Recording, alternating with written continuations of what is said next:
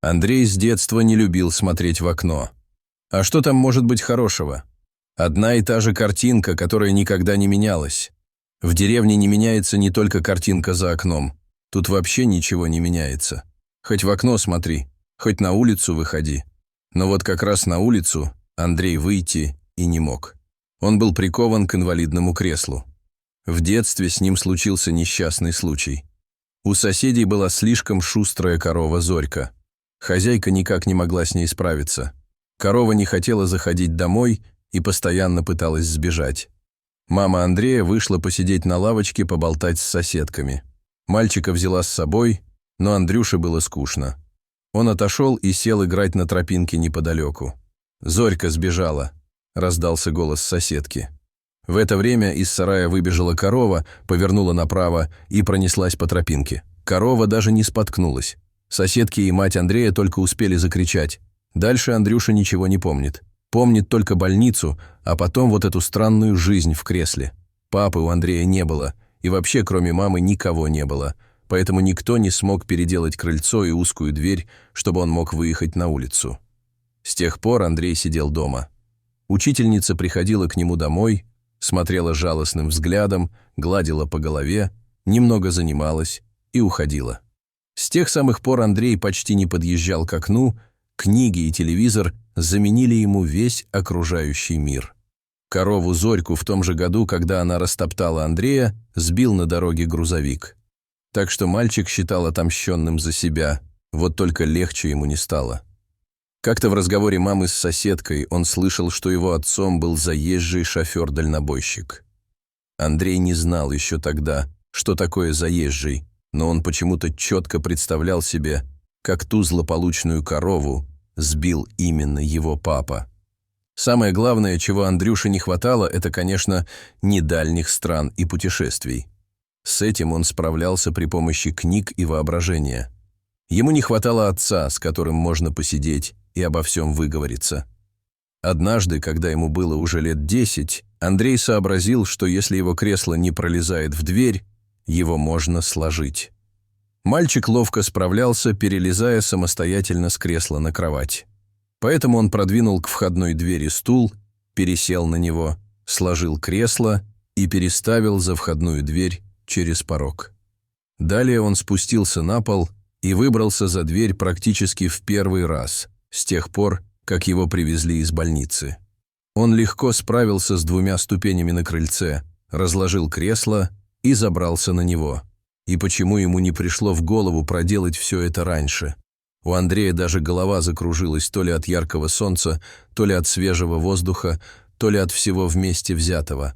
Он и представить себе не мог, что небо может быть такое голубое, облака такие белые, а листья настолько зеленые.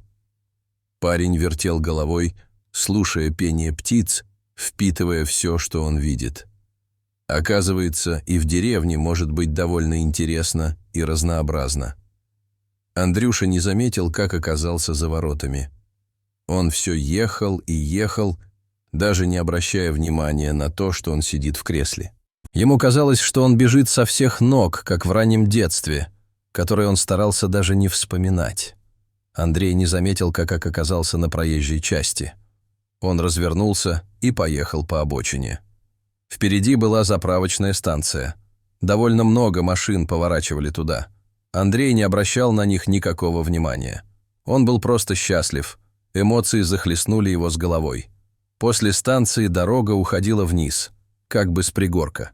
Колеса уже давно не надо было крутить, его импровизированное транспортное средство само неслось с горки. Когда Андрей спохватился, то было уже поздно. Он со всей скорости летел на оживленную трассу, а проезжающие машины сигналили ему. Руками колеса было уже не остановить. Вдруг кто-то неожиданно схватил Андрея за шиворот и буквально в последний момент выдернул из коляски, и он упал на дорогу. Кресло вылетело на трассу, ударилось о разделительный забор и разлетелось. Андрей в шоке разглядывал ободранные коленки. Ему не было больно, он их не чувствовал. Рядом стояла огромная белая собака. Она облизала ему лицо и села рядом. Позже подбежал мужчина, стал отряхивать мальчика и попытался поднять. «Я не могу ходить!» — крикнул Андрей. Собака громко залаяла. Мужчина похвалил собаку, извинился перед парнем за свою неловкость и снова похвалил собаку. Ее звали Джина. Это была его собака. Мужчина поднял мальчика на руки и отнес к машине. Мужчина стал расспрашивать Андрея, где его родители и откуда он взялся тут на дороге. Мальчик рассказал свою историю и о том, что сегодня впервые выбрался из дома. Андрею очень понравилась собака. Он постоянно гладил ее и восхищенно смотрел в глаза. Фактически Джина была его спасительницей. Вот бы у него была такая же собака. Мужчина представился Андреем. Вот такое совпадение, его тоже звали Андрей. Вот только с коляской проблема. Как же он теперь вернется домой? Что скажет маме? У нее наверняка нет денег на новую коляску. Мальчик стал тихо плакать. Мужчина предложил отвезти его домой. Вот только ему надо добраться до одного места, разгрузить товар. Взрослый Андрей предложил мальчику посидеть на заправке, подождать его или прокатиться с ним, если он сам никуда не торопится. Мальчик согласился и охотно кивнул. Андрей ехал на высоком сиденье высокой машины. Сзади на спальном месте лежала Джина и дышала Андрею прямо в ухо. Иногда она принюхивалась и лизала ему щеку. Они довольно быстро добрались до места. Джина снова пошла гулять. Дядя Андрей рассказал мальчику, что после армии пошел работать дальнобойщиком. А чтобы не было скучно, купил себе собаку. Правда, он не ожидал, что она окажется такая здоровая, но зато это самая умная собака на свете. Порода называется алабай. Второй раз в жизни Андрей услышал это волшебное слово – дальнобойщик. Его папа был дальнобойщик. Эх, если бы дядя Андрей оказался его папой, думал мальчик, пока мужчина отсутствовал в кабине. Больше всего на свете Андрей хотел, чтобы дядя Андрей был его папой, а Джина – его собакой. Он даже забыл, что не может ходить, ведь инвалидного кресла не было рядом. Андрей подтянулся всем телом, чтобы увидеть, что происходит снаружи, и вдруг почувствовал, как левая нога дернулась. На одну секунду, но она шевельнулась. Он как будто почувствовал ее и снова перестал. Мальчик изо всех сил пытался пошевелить ногами, но у него ничего не получалось. Вернулся дядя Андрей, принес по огромному чебуреку и попросил показать дорогу домой. Андрей ехал в машине и снова наслаждался скоростью, ветром и собакой. После еды он поделился с мужчиной, что у него есть мечта, чтобы у него была такая же собака, как Джина. Когда они подъехали к дому, уже смеркалось. Навстречу выбежала заплаканная мать. Она чуть с ума не сошла, когда обнаружила, что мальчика нет дома. Она не знала, что ей делать – обнимать его или ругать.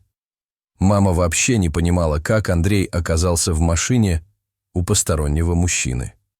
Взрослый Андрей вынул мальчика из машины и понес в дом. Мама пригласила гостя к столу.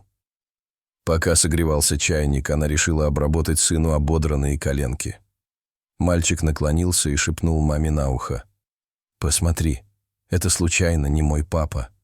Он ведь тоже дальнобойщик». Дядя Андрей стоял рядом и все слышал.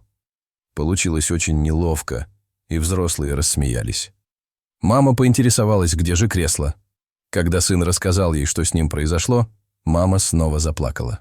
Андрею надо было уезжать, и Джина уже хотела домой. Он помахал мальчику рукой и уехал. Андрею было тяжело без кресла. Как он и думал, мама не могла сразу приобрести новое, а в благотворительной организации нужно было стоять в очереди. Мальчик помнил, что было у него с ногой в машине у дяди Андрея. Каждый день, когда мама уходила, он пытался шевелить ногами, и вскоре его старания увенчались успехом. Сначала пальцы на одной ноге, а потом на другой стали его слушаться. Когда мама узнала, что чувствительность возвращается, она чуть с ума не сошла от счастья. Теперь они занимались вместе, и вскоре Андрей встал на ноги. Первые шаги были трудными и тяжелыми, но они были. Через какое-то время после приключений с дядей Андреем мальчик уже ходил самостоятельно. Вдруг неожиданно к дому подъехала огромная машина и посигналила. Мама открыла ворота, и во двор забежала Джина, а следом зашел дядя Андрей. Он протянул мальчику белоснежного щенка. «Ты отлично справляешься, парень. Держи подарок», — сказал мужчина. «Спасибо», — ответил мальчик, и по щекам у него потекли слезы. Дорогие зрители, что вы думаете об этой истории? Расскажите, пожалуйста, в комментариях. А если вам понравилось это видео, то ставьте лайк и подписывайтесь на наш канал. До свидания.